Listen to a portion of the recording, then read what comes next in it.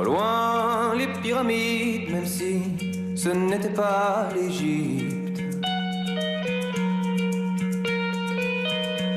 J'avais le regard humide de ceux dont les cris, perdus sur un île, n'atteignent au fond que les cryptes. Au loin les pyramides, le cours d'un maître tranquille. Au loin les pyramides, le cours d'un maître tranquille. Des colonnes de fumée. Bonjour Jean-Baptiste. Bonjour Xavier. Alors les victoires de la musique, j'en parlais, c'est dans quelques heures en France, à suivre en direct ou en différé sur TV5 Monde. Et parmi les favoris, il y a ce groupe qui s'appelle Radio Elvis. Oui, alors depuis leur premier album qui est sorti au printemps dernier, ils ont le sourire tout le temps, ils raflent tout, Radio Elvis. Et on va pas jouer au petit jeu des pronostics un peu vains. Enfin, c'est quand même pas très surprenant qui remporte la victoire révélation face à eux. Il y a Amir révélé à l'Eurovision de la chanson et puis également avec son accordéon.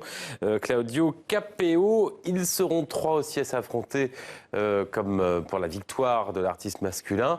Le revenant, un revenant, Renaud, le normand Vincent Delerme et le grand Benjamin Biolay et son album Palermo Hollywood enregistré à Buenos Aires. Il est en lice également dans la catégorie meilleur album de chansons. Voici quelques mesures.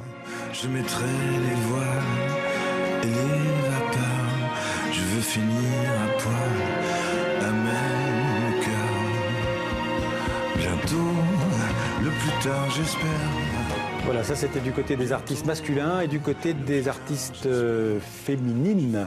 Deux générations qui se font face. D'un côté, vous avez Imani et Jane, dont les refrains abreuvent les radios depuis quelques mois, refrains en anglais. Et puis de l'autre, autre génération, elle concourt pour sa troisième victoire. Elle s'appelle Véronique Françon et elle, Xavier, elle chante en français. Et mon corps qui a porté ma souffrance,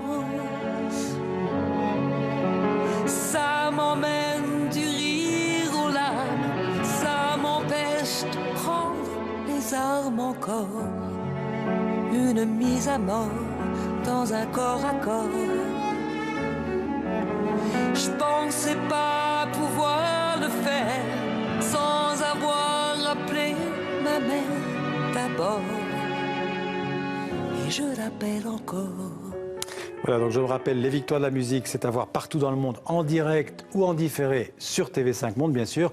Et du piano de Véronique Sanson, on va passer à celui plus classique d'Ivan Illich, qui est un pianiste francophone américain. C'est un peu compliqué. Il est né en Californie, Ivan Illich. Il a des parents serbes et il vit en effet en France, à Bordeaux précisément, depuis une quinzaine d'années. Alors, ça n'est pas la moindre des particularités de ce grand pianiste qui, entre autres, n'aime rien de plus que enregistrer des œuvres rares, des compositeurs rares qu'il fait découvrir. Il enregistrera dans quelques semaines son prochain disque en Suisse. Il présente aussi des émissions de radio pour la radio suisse romande. Et puis il aime les défis comme jouer les études de Chopin, oui, mais que à la main gauche dans des transcriptions signées Godowski. Il joue ce soir à Berlin. Ivan Illich, nous l'avons rencontré et vous allez le voir, il ressemble beaucoup aussi à un tennisman suisse.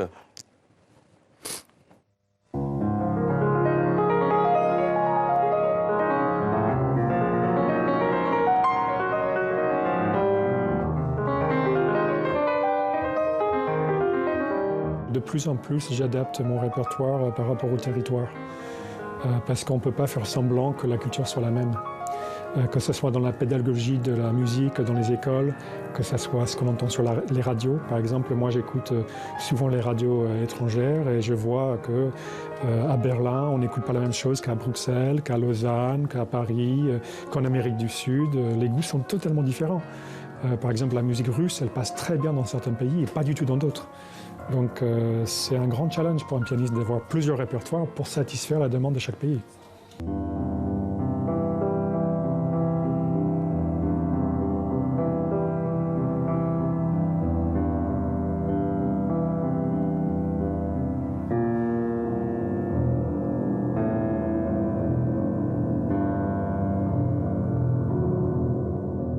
Ce qui m'intéresse, c'est de sortir un peu des sentiers battus et que les pièces m'appartiennent, que je sois l'une des seules personnes ou, dans l'idéal, la seule personne à les interpréter, parce que ça me donne plus de la liberté. Donc en l'occurrence, là, récemment, j'ai donné la création d'un arrangement d'une symphonie d'Haydn qui a été retrouvé dans un coffre à Cologne en mois de janvier. Et à ma connaissance, ce morceau n'a jamais été donné en situation de concert.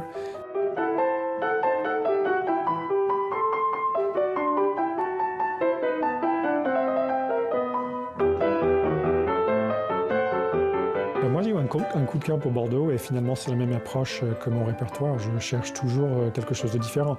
Je me sens bien à Bordeaux parce que je suis le seul pianiste à Bordeaux. Et du coup, tous les gens que je rencontre ne sont pas musiciens. Et du coup, je suis obligé de défendre mon répertoire. Quand les gens me demandent qui est Leopold Godowski, qui est Morten Feldman, qui est Antonín Rejcha, je dois les aborder avec une certaine accessibilité.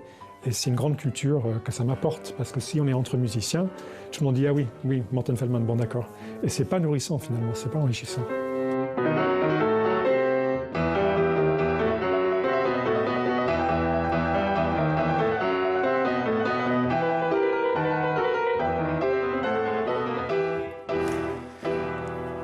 Voilà, Ivan Illich qui a un petit côté Roger Federer, donc en concert à Berlin où le Festival du film a ouvert hier. Oui, avec la projection du film Django, on en parlait hier soir, un film qui raconte la fuite de ce grand guitariste né en Belgique face aux nazis.